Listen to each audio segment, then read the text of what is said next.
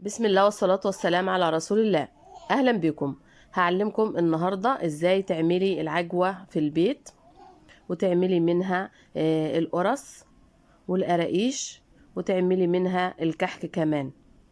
حاجة مضمونة بتعمليها بإيدك وضامنة جودتها ونظافتها. هعلمك خطوات العجوة من الأول خالص.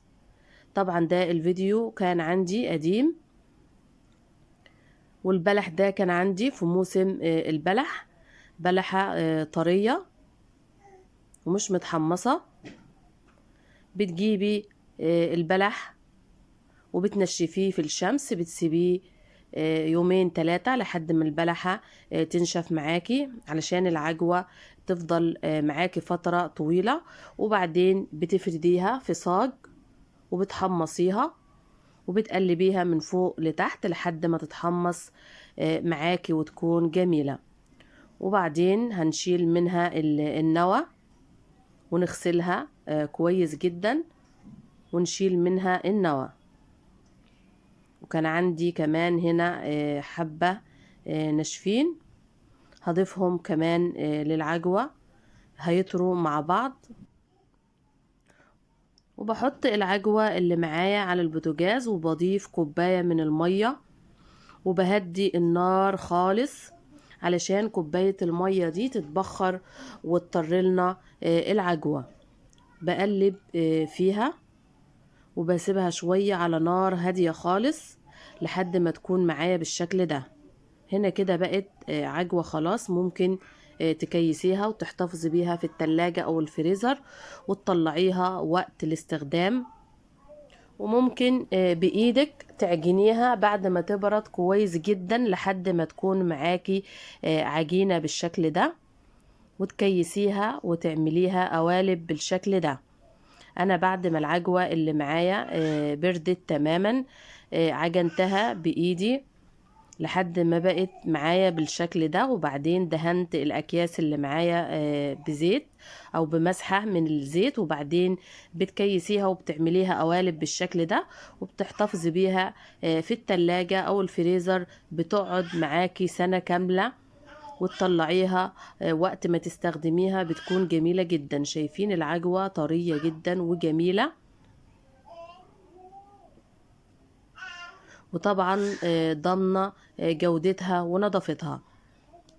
هنعمل مع بعض دلوقتي من نفس العجوة اللي عملناها.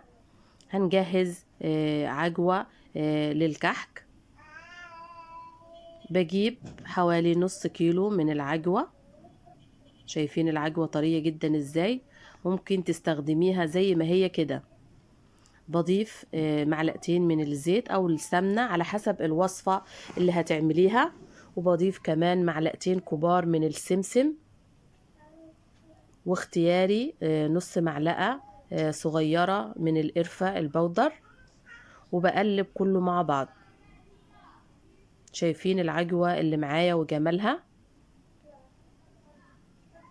بقلب كده العجوة كويس جدا،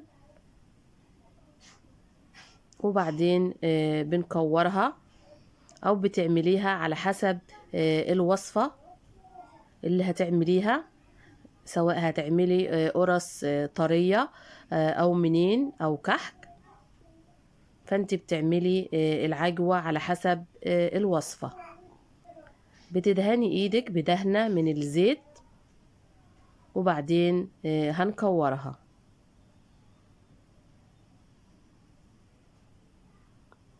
بتاخدي قطعة من العجوة وبتكوريها بالشكل ده، شايفين،